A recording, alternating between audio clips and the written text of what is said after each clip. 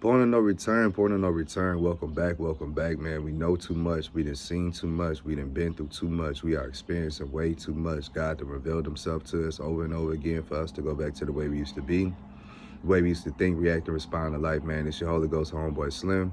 SLIMM, simply living in my moment, which means yesterday is gone. Tomorrow's never promised. All you have is right now, this moment, and I hope you're fully living in yours because I'm fully living in mine. Just back with another quick word, man. How to survive survivor's remorse, man. Excuse me. In this period of time, while God is blessing you, you're going to be thinking about when you first started and the crew you first started with and just the expectations you had before you knew anything. Before you had to start getting these reality checks and start changing your expectations because you had a relationship with God, you have a relationship with Christ, you had a relationship with the Holy Spirit, you have a relationship with your higher self, so it's been pushing you to be great and to be the best version of yourself. And during this time, you're leaving a lot of people behind, right?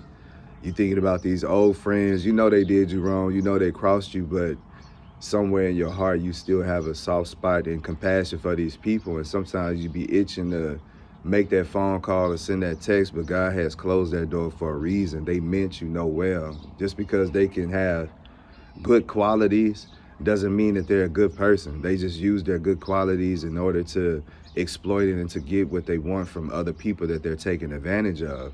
Then you have people that you're going to see as you travel and as you go to different places that are just not in good shape. And then it's going to make you appreciate where you come from and your struggle and just your background and just what you had to go through in order to make your come up, bro. You're going to appreciate your journey even more, and then you're going to be able to help, but don't, you know what I'm saying, ruin your life trying to improve the lives of others. Like, you can't do everything for everybody, just like everybody couldn't do everything for you. At some point, you had to make the right decisions in order to manifest what you really wanted, and you had to sacrifice your time. You had to sacrifice your instant gratification. You had to sacrifice your fears and insecurity in your past in order to have a stable foundation today, in order to have a better future going forward tomorrow. So you've done your work and you know how much it took you just to get to this point, right? So, but you still look at other people and you start to feel bad because it's a lot of people that's ignorant. It's a lot of people that's lost and they don't even know. And I know the saying goes, ignorant is bliss, but ignorant could be dangerous too, because if you're ignorant and you're a jerk, that's a dangerous combination. If you're ignorant and hot-tempered, if you're ignorant and promiscuous, if you know what I'm just saying, if you just add ignorance to the wrong thing, to the wrong additive, then that your sum is going to be something crazy, because it's a lot of people that are not only ignorant, but they're stubborn, they're prideful, they're envious, they're hateful, they're jealous, you know what I'm saying, they lustful. So it's causing them to have their blessings withheld from them based on their effort and their belief and their trust. They're not doing the work. So you can't feel bad because somebody's not where you are or doing what you're doing, and have that realization or that relationship with Christ and with God and with the Holy Spirit that you have, because you've been doing the work.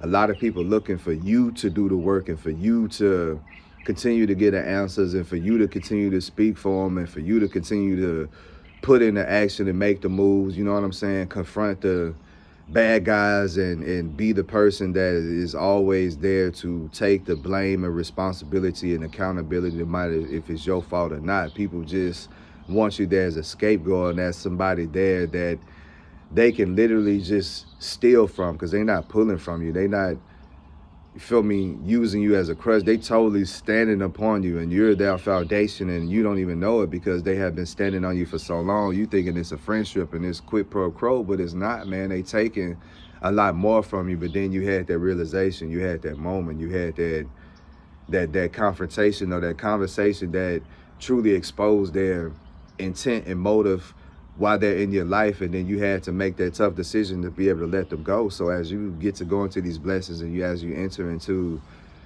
your land of milk and honey, you got to just be appreciative of the people that God got for you, because a lot of times the people could be doing the right thing with the wrong people. So you're never going to have the fulfillment or the fullness of that experience, you're always going to be cheated. You're always going to be robbed when you surround yourself with people who don't have your best interests in mind. You got to be around people who are genuinely happy for you. You got to be around people who don't mind playing second fiddle or sitting on the back burner, not because you're ignoring them, but nah, because this is your show, this is your time, this is your moment. So you're the focus. You are the star seed. You are the superstar, the celebrity, the person that who was acclaimed and attained fame, and you've been using the light the right way and then allowing the light to use you the right way. So you've handled all this with grace and you handled all this with humility. So God is trusting you with his power for a reason. You can't give this power or authority or say or your voice or talent, skills, and abilities to other people, bro, because they're not going to appreciate you nor utilize you the correct way. And then you're just going to be left feeling drained during this relationships, because a lot of people are going to look to take. And you don't mind giving, but the thing is, you don't want to give the right thing to the wrong person, because it's going to make you look at giving differently. And God don't want you to do that, because your heart is so big. You want to assist and help everybody you can. So that's why he's putting you in a position to be able to allow you to assist those who's going to appreciate you, appreciate your time and your efforts. You know what I'm saying?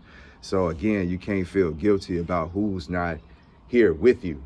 The people that you do feel for are the people that you lost because of they're no longer here. You know what I'm saying? Like I said, I just lost two of my homeboys back to back, and neither one of them got an opportunity to hear my music. They didn't get an opportunity to see my videos or be on this journey. So these are the people that I do it for, and in spirit do it with. And when I'm doing these things and accomplishing these dreams and making these visions come true and just manifesting my heart's desire, those are the people that I do take with me, like my grandma, my grandpa, my uncles, some of my cousins, my homeboys that's not here.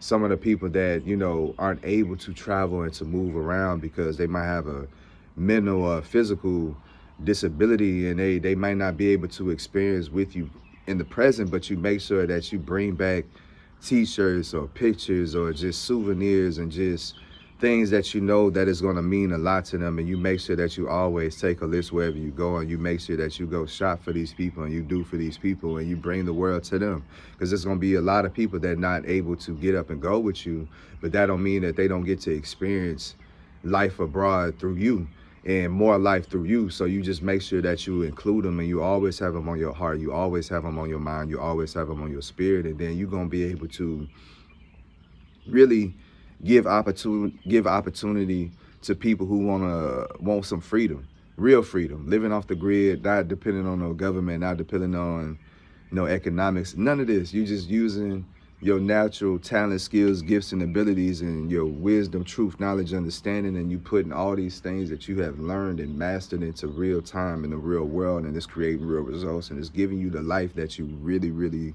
truly, truly deserve. And he's going to allow you to give people the same thing, but it's not in the way they think. You're going to meet people wherever they are. If they need their bills paid, their house paid, that's what you're going to do. If they need a car, that's what you're going to do. If they got kids going to college, that's what you're going to do. If you got kids going to school and they need clothes or milk or diapers, like you just meeting people at their need. So you want to make sure that you just stay in a position to where you don't want anything from anybody, or where you feel like you're not gaining power, position, or a favor because you're doing these things with the intent to use this moment over somebody's head in order to get them to do something for you that they may not want to do. That's not being a friend. That's not being a loved one. That's not being someone who should be trusted. But that's not you. So you understand that God is blessing you so you could be a blessing to others, but you got to be able to look at the situation and be able to do things the right way. You can't give everybody cash. You're never supposed to give, you know what I'm saying, nobody your credit card. Don't write no blank checks. These things that you're not supposed to do. Letting people all the way in, know your passwords and all these private things, and have the access to your safe, access to your accounts, like these things like that. You can't be that trusting, leaving your vehicle open, not locking your house, just thinking that you're just too up and too holy and too blessed to where things won't happen to you or where you won't be targeted. Like you can't be blind to the fact that this is still a reality and this is still a lot of people that don't have what you have. Think about it, how people treat you now. You ain't got nothing now, and look at people treating you. So when you get what God got for you, then that hate and that jealousy and that envy is going to be intensified 100-fold. So you're going to make sure that you're just making sure that you're not being careless, or you're not making no mistake, and make it easier for the enemy to come in and rob, cheat, kill, and steal and destroy you. You know what I'm saying? And then you got those people that gonna want to come back in your life. Like I say, these are people that were part of your past, and you know that you're not supposed to let them in. Man, love them from a distance. How y'all doing? You feel me? Like, you ain't got to be arrogant. You ain't got to be a jerk. You don't have to be mean, because trust me, on your way up, it was a lot of people who did you wrong. It was a lot of people who talked to you like you was crazy and treated you lesser than a second-class citizen.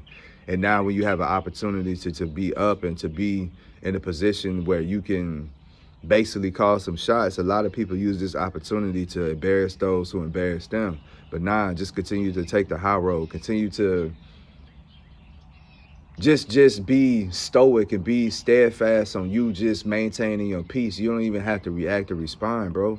Because a lot of people, even when they come back to you and they looking for some favor, these people that hated you and disrespected you and treated you wrong, you got to think at the end of the day, they still don't want to give you that congratulations. They still don't want to give you your applause or your just due. So they're just playing a role in order to get what they want still. And a lot of time it's a reaction.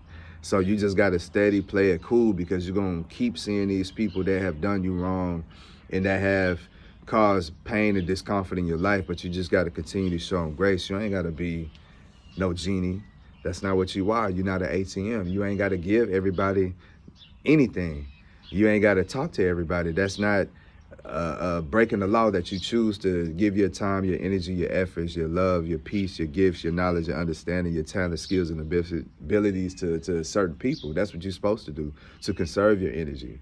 And then how you just survive having survivor's remorse is you live life clean and you live life the right way, because it's a lot of people who get a second chance at life. It's a lot of people who have had suicide attempts and near-death experiences and all these things, and God gave them that second chance at life, and then they come back and they live a life that isn't even worth speaking about. And it's a spat in God's face, because it's like he woke you up. He gave you a second chance. He could have kept you. He could have, you know what I'm saying, and not giving you an opportunity to get it better and do better than what you did yesterday. But people come back and they waste their time. So that's how you're going to avoid feeling survivor's remorse, because you know you're doing exactly what you're supposed to do with your second opportunity, your second chance at life.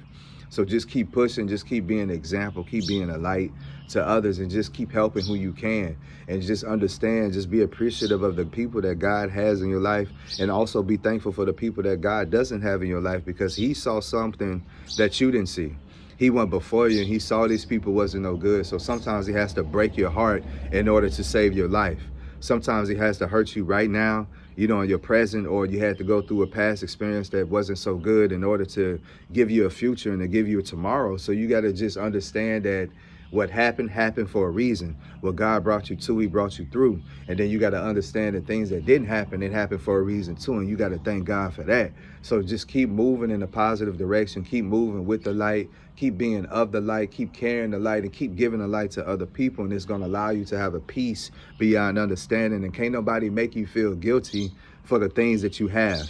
Can't nobody make you feel guilty for your accomplishments, for your house, for your kids, for your clothes, for your bank account, for your traveling abilities, for your living amenities, none of these things, because again, we understand how much work, effort, time, and sacrifice it took to get here. And then we understand that relationship and that walk with God, that was the most important thing.